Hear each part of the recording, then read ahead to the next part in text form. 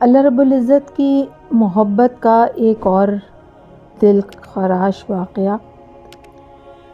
اللہ رب العزت نے اپنے نبی ابراہیم علیہ السلام کی طرف وحی نازل فرمائی کہ اے ابراہیم، آپ میرے خلیل ہیں، اس بات سے پرہیز کرنا کہ میں آپ کے قلب کی طرف توجہ کروں اور میں آپ کے قلب کو کسی غیر کے ساتھ مشغول پاؤں، اس لیے کہ جس کو میں اپنی محبت کے لیے چن لیتا ہوں تو وہ ایسا ہوتا ہے کہ اگر اس کو آگ بھی جلا دے تو بھی اس کا قلب میری طرف سے دوسری طرف متوجہ نہیں ہوتا۔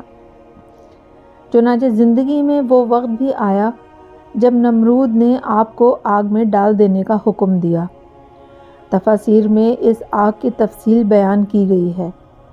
ان لکڑیوں کو ایک ہی وقت میں آگ لگائی گئی۔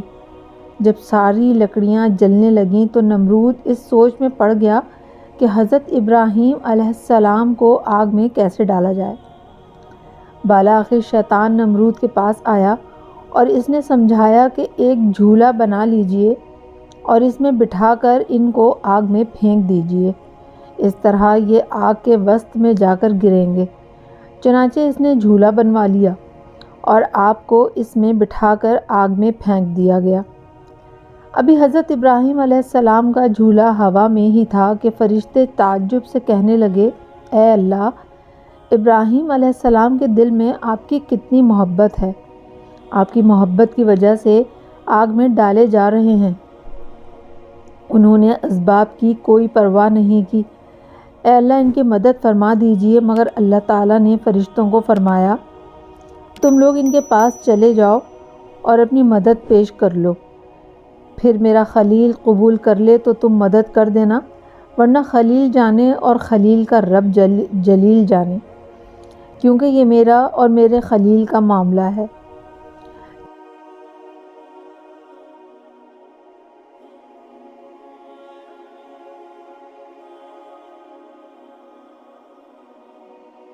چنانچہ فرشتوں نے ابراہیم علیہ السلام کے پاس آ کر مدد کی پیشکش کی، مگر آپ علیہ السلام نے ان کی بات سن کر فرمایا، مجھے تمہاری کوئی حاجت نہیں۔ پھر حضرت جبرائیل علیہ السلام حاضر ہوئے اور امداد پیش کی۔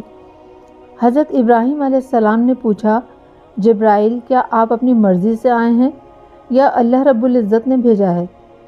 جبرائیل علیہ السلام نے عرض کیا کہ میں تو آیا تو اللہ کی مرضی سے ہوں، مگر اللہ تعالیٰ نے مجھے فرمایا ہے کہ اگر مدد کو قبول کریں تو مدد کر دینا۔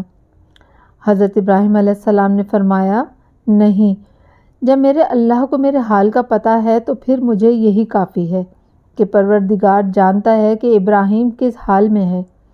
میرا مالک اور محبوب جانتا ہے کہ مجھے اس کے نام پر آگ میں ڈالا جا رہا ہے، لہٰذا میں آگ میں جانا ہی پسند کروں گا۔ جب فرشتے واپس چلے گئے تو اللہ رب العزت نے آگ سے مخاطب ہو کر ارشاد فرمایا، اے آگ، میرے ابراہیم پر سلامتی والی ٹھنڈک بن جا۔ اس طرح اللہ تعالیٰ نے ان کے لیے آگ کو گلزار بنایا۔ سبحان اللہ، سبحان اللہ، تیرا غم بھی مجھ کو عزیز ہے کہ وہ تیری دی ہوئی چیز ہے۔